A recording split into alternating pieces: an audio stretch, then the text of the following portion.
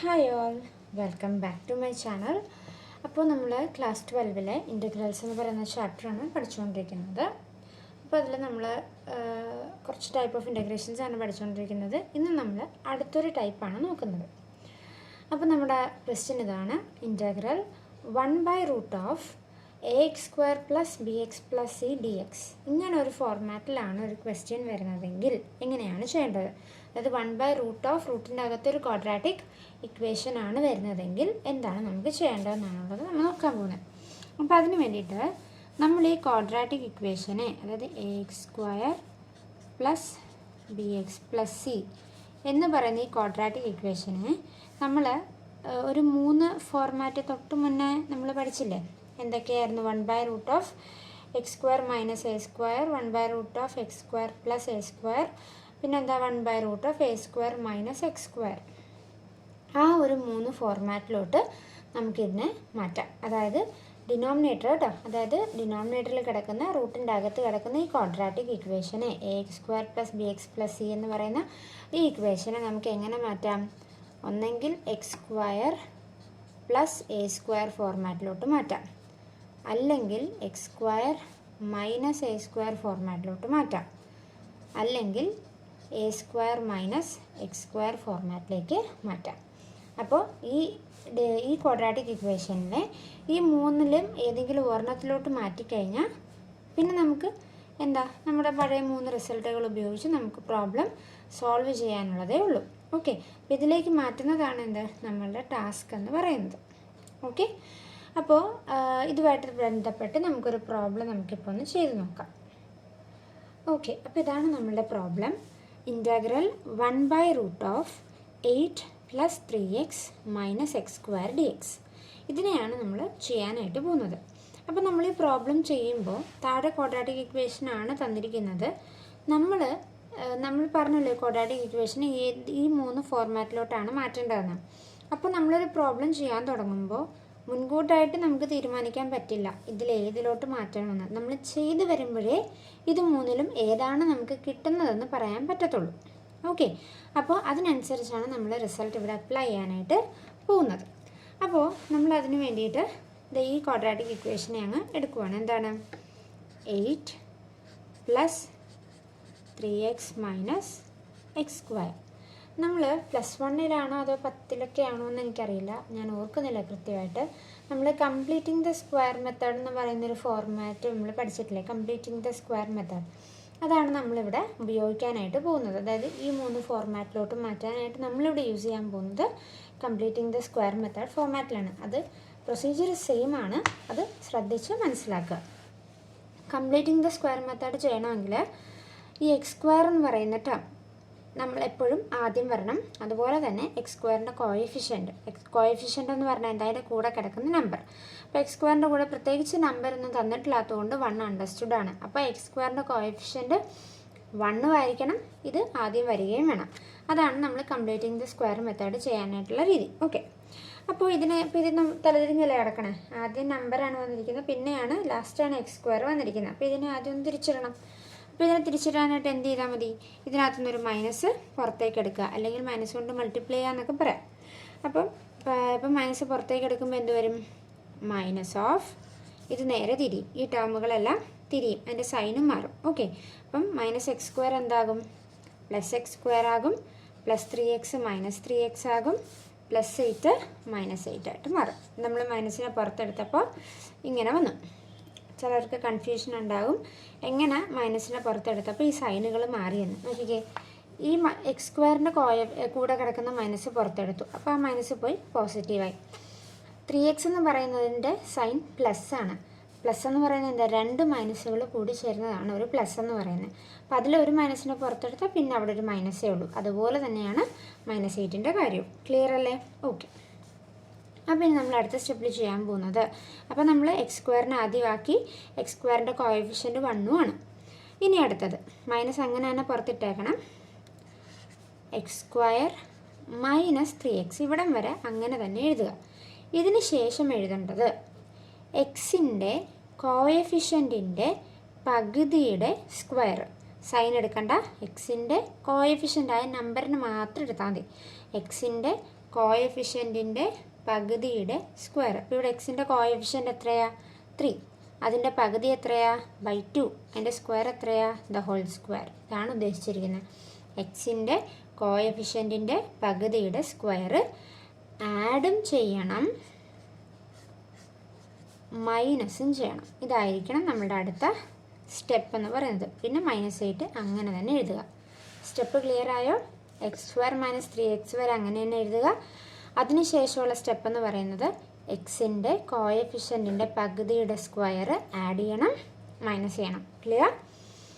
ഇനി അതെങ്ങനെയാണ് മാറുന്നതെന്ന് വെച്ചാൽ ഈ x² - 3x + 3/2 ദ ഹോൾ സ്ക്വയറിനെ ഒറ്റയടിക്ക് നമ്മൾ x - 3/2 ദ ഹോൾ സ്ക്വയർ എന്ന് എഴുതാൻ പറ്റും. അതായത് a - b ദ ഹോൾ സ്ക്വയറിൻ്റെ എക്സ്പാൻഷനാണ് ഈ കിടക്കുന്ന ഇത്ര. നമ്മൾ ഈ ആഡ് ചെയ്തിരിക്കുന്നത് വരെ a - b ദ ഹോൾ സ്ക്വയറിൻ്റെ എക്സ്പാൻഷനാണ്. a² - 2ab + b² എന്ന് പറയുന്ന ഒരു എക്സ്പാൻഷനാണ് ഈ കിടക്കുന്നത്. അത് നമ്മൾ ചെയ്യാനൊന്നും നിൽക്കേണ്ട. ഇതിനെ ഡയറക്റ്റ് ആയിട്ട് നമുക്ക് ഇങ്ങനെ എഴുതാൻ പറ്റും. ഈ x എടുത്ത് എഴുതുക. ഈ നടുക്ക് കിടക്കുന്ന ടേമിൻ്റെ സൈൻ മൈനസ് ആയതുകൊണ്ട് നടുക്ക് മൈനസ് വരും. ഈ 3/2 എഴുതുക, ദ ഹോൾ സ്ക്വയർ ഇട്ട് കൊടുക്കുക. ഓക്കെ, ഇനി ഇതിനെ സോൾവ് ചെയ്യണം കേട്ടോ. അപ്പം -3² എത്ര വരും? 9/4. 2ൻ്റെ സ്ക്വയർ ആണ് 4 -8. ഇത്ര സ്റ്റെപ്പ് ക്ലിയർ അല്ലേ? നമ്മൾ എക്സിൻ്റെ കോഎഫിഷ്യൻറ്റിൻ്റെ പകുതിയുടെ സ്ക്വയർ ആഡ് ചെയ്തു, മൈനസ് ചെയ്തു. ഇത് ഇത്ര നമുക്ക് ഇങ്ങനെ എഴുതാൻ പറ്റി. ഇതിനെ നമ്മൾ സോൾവ് ചെയ്ത് ഇങ്ങനെ ആക്കി. ഓക്കെ, ഇനി അടുത്ത സ്റ്റെപ്പ്. ഇനി ഇത് അങ്ങനെ തന്നെ മെയിൻറ്റെയിൻ ചെയ്ത് പോയാൽ മതിയേ. -(x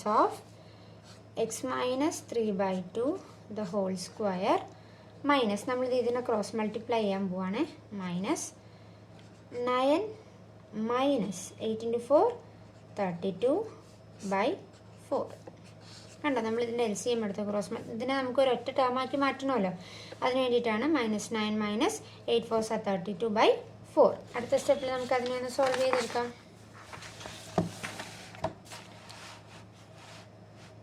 ഓക്കെ, ഇപ്പോൾ സോൾവ് ചെയ്യുമ്പോൾ എന്തായിരിക്കും നമുക്ക് വരുന്നത്? Just equal to -(x